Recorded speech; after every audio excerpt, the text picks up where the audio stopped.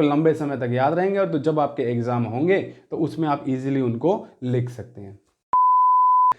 आप उसको देखें तो वैसे तो वो कोई काम नहीं होगा। आप भी कभी घास में बैठे होंगे तो घास में बैठे बैठे कोई काम नहीं कर रहे होते। जैसे आप पहला सेंटेंस लिखते हैं तो अपने आप ही आपकी फिंगर से माइंड के थ्रू दूसरा सेंटेंस निकलने लगता है। हेलो स्टूडेंट्स, काफ़ी सारे स्टूडेंट्स मेरे इस चैनल के सब्सक्राइबर्स हैं और आने वाले समय में और भी बनेंगे। और अभी एग्ज़ाम डेज भी चल रहे हैं। हो सकता है आपके प्री बोर्ड के एग्ज़ाम्स चल रहे हों, बोर्ड एग्ज़ाम्स चल रहे हों, या फिर टर्म एग्जामिनेशंस हो रहे हों, या कॉलेज के एग्जामिनेशन चल रहे हों, या आने वाले समय में अभी होने वाले होंगे स्टार्ट।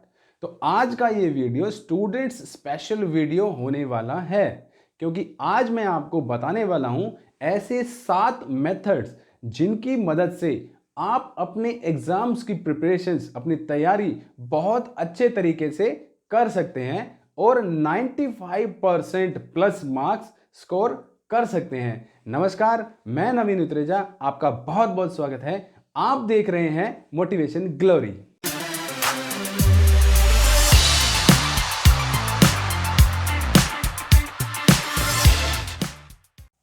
तो चलिए स्टार्ट करते हैं अपने वो 7 मेथड्स। नंबर 1 पहला आता है कॉन्सेप्ट क्लियरिंग। देखिए, जब भी आप पढ़ें कॉन्सेप्ट क्लियरिंग के साथ पढ़ें। इससे मेरा कहने का मीनिंग ये है कि रट्टाफिकेशन ना करें। आपने वर्ड सुना होगा ना, रट्टा लगा के ना पढ़ें। क्योंकि अगर आप रट्टा लगा के पढ़ते हैं तो वो चीज़ आपको बहुत कम समय तक याद रहने वाली है। लेकिन अगर आप कोई भी चीज़ को कॉन्सेप्ट क्लियरिंग के साथ, उसका कॉन्सेप्ट क्लियर करके पढ़ते हैं, तो वो आपको लंबे समय तक याद रहेगी। रट्टा सिर्फ इतिहास का लगाया जाता है, बाकी सारे के सारे सब्जेक्ट्स जितने भी हैं वो सब आपको कॉन्सेप्ट क्लियरिंग करके ही दिमाग में बिठाने पड़ते हैं। इससे आपको लंबे समय तक याद रहेंगे और तो जब आपके एग्जाम होंगे तो उसमें आप इजीली उनको लिख सकते हैं। दूसरा आता है अवॉइड डिस्ट्रैक्शन। देखिए, जो डिस्ट्रैक्शन है ना, आपको मतलब पथ भ्रष्ट कर देती है। आपको किसी भी तरीके की डिस्ट्रैक्शन, हर तरीके के सोशल मीडिया, गेम्स, इन सब चीज़ों से बहुत दूर रहना पड़ेगा। और भी कोई, जैसे अगर आपके घर में बच्चे हैं तो उनसे भी थोड़ा पढ़ते समय दूरी बना लीजिए, क्योंकि जितना आपको वो आपके पास आएंगे तो आपके माइंड को ना बार बार वो कहीं और लेके जाएंगे ये सब चीज़ें। या आपके अगर घर में बड़े हैं, उनको कोई शौक है म्यूज़िक का या कुछ, तो उनसे भी रिक्वेस्ट कीजिए। और पेरेंट्स को भी खास ध्यान रखना है कि बच्चों को पढ़ते समय किसी तरह की कोई डिस्ट्रैक्शन नहीं होनी चाहिए। तो इन डिस्ट्रैक्शन की वजह से आप अपने 100% मतलब स्कोर्स, मार्क्स के ऊपर आपका इम्पैक्ट आने वाला है। तो डिस्ट्रैक्शन को बिल्कुल अवॉइड कीजिए ताकि आपके एक अच्छे तरीके से आप पढ़ाई कर सकें और अच्छे नंबर ला सकें। नंबर 3 आता है वेयर, व्हेन, हाउ लॉन्ग।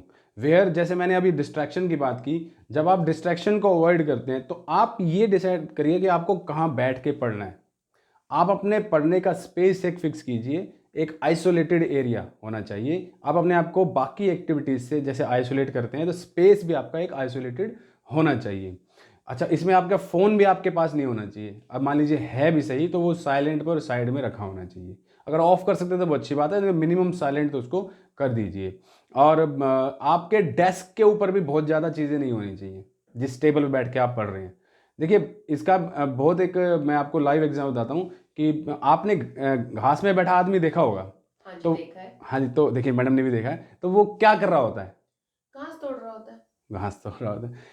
आप उसको देखें तो वैसे तो वो कोई काम नहीं होगा। आप भी कभी घास में बैठे होंगे तो घास में बैठे बैठे कोई काम नहीं कर रहे होते, लेकिन एक कटर कटर कटर एक घास जरूर तोड़ रहे होंगे। ये सबके साथ होता है।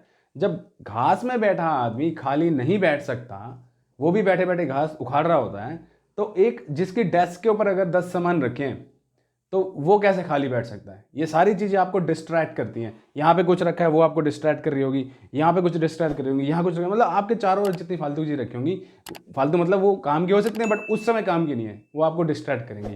तो अपने एरिया को, अपनी टेबल को नीट एंड क्लीन रखिए। अगला आता है व्हेन, कब पढ़ें। देखिए, आपने अपने बड़ों से, टीचर से या किसी और सीनियर से ये सुना होगा कि सुबह मॉर्निंग में पढ़ना चाहिए। काफ़ी सारे लोग ये तर्क देते हुए मिलते हैं कि 5 से 8 का टाइम बहुत अच्छा होता है पढ़ने के लिए, क्योंकि उससे ना याद बहुत अच्छा होता है। उनकी बात बिल्कुल सही है, बिल्कुल इसमें कोई गलत बात नहीं है। लेकिन आपने कुछ लोगों को ये भी कहते सुना होगा कि शाम को पढ़िए, रात को पढ़िए। उनकी बात भी सही है। इसका लॉजिक ये है कि आपको डिसाइड करना है कि आपका प्राइम टाइम क्या है। कौन सा ऐसा दिन का ऐसा कौन सा टाइम है जिस समय आप मैक्सिमम आउटपुट जनरेट कर सकते हैं, उस टाइम को बोलते हैं प्राइम टाइम। आप अपने प्राइम टाइम में ही पढ़िए। आपको जब जब सबसे ज़्यादा इंपॉर्टेंट टॉपिक्स को पढ़ना हो उनको प्राइम टाइम में ही पढ़िए। मैं ये नहीं कह रहा कि बाकी टाइम मत पढ़िए, लेकिन प्राइम टाइम में आप मैक्सिमम आउटपुट जनरेट कर सकते हैं, इसलिए प्राइम टाइम में ही पढ़िए। प्राइम टाइम को डिटेल्ड में मैंने एक टाइम मैनेजमेंट का हमारे एक मेरा की वीडियो है जिसका लिंक आपको डिस्क्रिप्शन बॉक्स में मिल जाएगा, उस वीडियो को जरूर देखिए। इसमें प्राइम टाइम को मैंने डिटेल में समझाया हुआ है। नेक्स्ट आता है कि हाउ लॉन्ग, कितनी देर तक पढ़ें। कितनी देर तक मतलब लगातार कितनी देर तक पढ़ें। देखिए हमारा एक शरीर है, उसमें भी एक कैपेसिटी होती है, हमारे दिमाग की भी एक कैपेसिटी है। जैसे पानी की टंकी छत पे रखी होती है, तो उसमें जब हम पानी चढ़ाते हैं मोटर के थ्रू, वो भी जब भर जाती है तो फिर ओवरफ्लो करने लगती है, तो फिर आपको पानी बंद करना पड़ता है। जो पानी कंज्यूम हो जाता है उसके बाद दोबारा आप भरते हैं। इसी तरीके से दिमाग में भी एक लिमिट होती है, आप उस लिमिट के हिसाब से ही पढ़िए। ये नहीं लगातार 5-6 घंटे बैठे और पढ़ रहे हैं, नहीं, ऐसे नहीं। आप 1 घंटे की अगर आपको पढ़ाई करनी है तो आप 50 मिनट पढ़िए, 10 मिनट का ब्रेक लीजिए, फिर दोबारा स्टडी स्टार्ट कीजिए। और उस 10 मिनट के ब्रेक में भी आपको कोई बहुत ज़्यादा हैवी काम नहीं करने हैं। आप हल्की फुल्की लाइट एक्सरसाइज कर सकते हैं, सिर्फ स्ट्रेचिंग से रिलेटेड, क्योंकि बॉडी बैठे बैठे अकड़ जाती है। तो आप जैसे नेक स्ट्रेच हो जाती है, नेक की स्ट्रेचिंग कर सकते हैं, left right up down, body हाथ ऊपर नीचे, थोड़ा बहुत पैर हिला सकते हैं। इससे ज़्यादा कुछ और करने की जरूरत नहीं है, नहीं तो आपकी बॉडी की एनर्जी सारी वहाँ कंज्यूम हो जाएगी। तो ये वो पॉइंट था, where, when and how long. Number 4 है स्केड्यूलिंग। किसी भी चीज़ को स्केड्यूलिंग करके ही पढ़िए। देखिए स्केड्यूलिंग के बेनिफिट क्या होते हैं कि मान लीजिए आपने एक टारगेट बनाया कि मेरा इतना बड़ा सिलेबस है, इस पूरे सिलेबस को अगर मैं स्केड्यूल कर लूँ, छोटे छोटे टुकड़ों में बांट लूँ, स्लाइसिंग कर लूँ इसकी, तो आप बहुत ईजिली उस सिलेबस को आप कवर अप कर लेंगे सारा का सारा। मान लीजिए आपने स्केड्यूल बनाया कि 3 महीने में मैं इस पूरे सिलेबस को कवर करूँगा, ये तो आपका मेन स्केड्यूल हो गया। उसके बाद आप माइक्रो स्केड्यूल बनाइए, फिर मैक्रो लेवल पे भी स्केड्यूल बनाइए। मतलब कि मंथ 3 महीने का तो ये हो गया, अब मैं वीकली बेसिस पे कितना कवर करूँगा, फिर मैं डेली बेसिस पे कितना करूँगा। इसमें आप मैक्रो लेवल पे जा सकते हैं कि कितने चैप्टर्स हैं उसको मैं कितने घंटों में पूरा करूँगा, एक दिन में मैं कितने चैप्टर्स कवर करूँगा, 1 करूँगा, 2 करूँगा, it depends on your syllabus. तो जितना स्केड्यूलिंग करके आप पढ़ेंगे ईजिली उस सिलेबस को आप कवर कर सकते हैं। नंबर 5 आता है हैंड राइटिंग प्रैक्टिस। देखिए जो मैंने पहला पॉइंट बताया था कॉन्सेप्ट क्लियरिंग, कई बार क्या होता है कि कॉन्सेप्ट क्लियरिंग तो ठीक है, लेकिन फिर भी आपको ना वो चीज़ जल्दी से समझ नहीं आ रही है, तो उस चीज़ को आप एक लिख लिख के पढ़िए। आप थोड़ा सा पढ़िए, कॉन्सेप्ट क्लियर कीजिए, फिर उसको लिख लीजिए। मैं नोट्स बनाने के लिए इसमें बिल्कुल नहीं बोल रहा हूँ कि आप बिल्कुल लगे रहे नोट्स में, नहीं, आप बुलेट पॉइंट्स भी लिख सकते हैं, उसके बाद आपकी बुक में जो लिखा है वो आप पढ़ लीजिए। तो उससे बेनिफिट ये होता है कि जो हमारे फिंगर्स हैं और माइंड है, इनका आपस में रिलेशन होता है एक।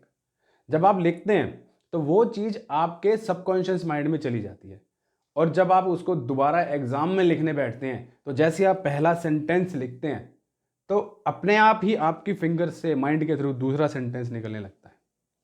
तो इस तरीके से आप अपने एग्ज़ाम को बहुत अच्छे तरीके से उस समय हैंडल कर पाते हैं, क्योंकि ऑटोमेटिकली जो आपने लिख करके पहले अपने दिमाग में बिठाया था वो वापस आपके एग्ज़ाम में मिलने लग जाता है।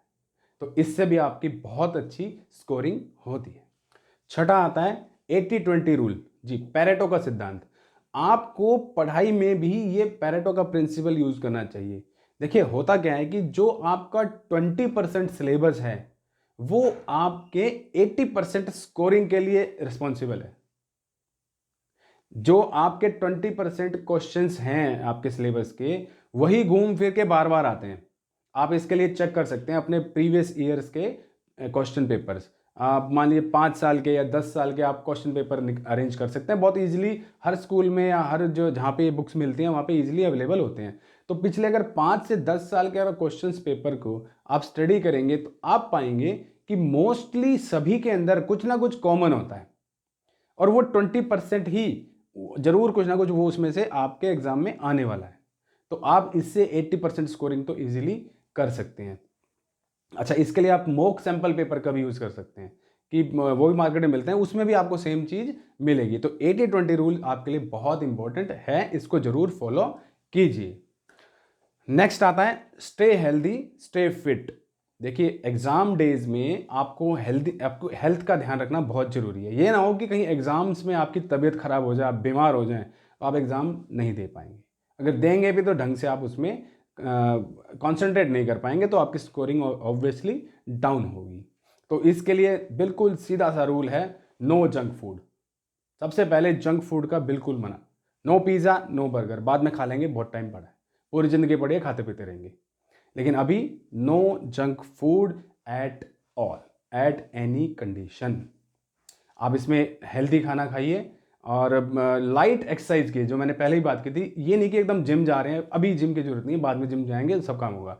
अभी बिल्कुल लाइट एक्सरसाइज करते हैं, स्ट्रेचिंग कर सकते हैं। अगर आप चाहें तो मेडिटेशन, अगर आपको आती है तो मेडिटेशन कर सकते हैं। आपका कॉन्सेंट्रेशन इंक्रीज करने में बहुत हेल्प करता है। तो ये थे वो 7 पॉइंट्स जिनकी मदद से आप एग्जाम्स में स्कोरिंग कर सकते हैं। तो फाइनली सभी व्यूअर्स को मैं ये बोलना चाहता हूँ कि इस वीडियो को आपके घर में अगर कोई स्टूडेंट है उसको ज़रूर दिखाइए। आपके रिलेशनशिप में अगर कोई स्टूडेंट है उसको ज़रूर दिखाइए। इस वीडियो को एक सोशल कॉज की तरह पूरे देश में हर बच्चे तक पहुँचा दीजिए। हर उस पेरेंट्स तक पहुँचा दीजिए जिसका बच्चा एक स्टूडेंट है, ताकि सब लोग इस इम्पॉर्टेंट जानकारी से अपनी स्कोरिंग को इम्प्रूव कर सकें। वीडियो अगर पसंद आया हो तो लाइक कीजिए और कमेंट करके बताइए कि इस वीडियो में सबसे अच्छा पॉइंट आपको क्या लगा।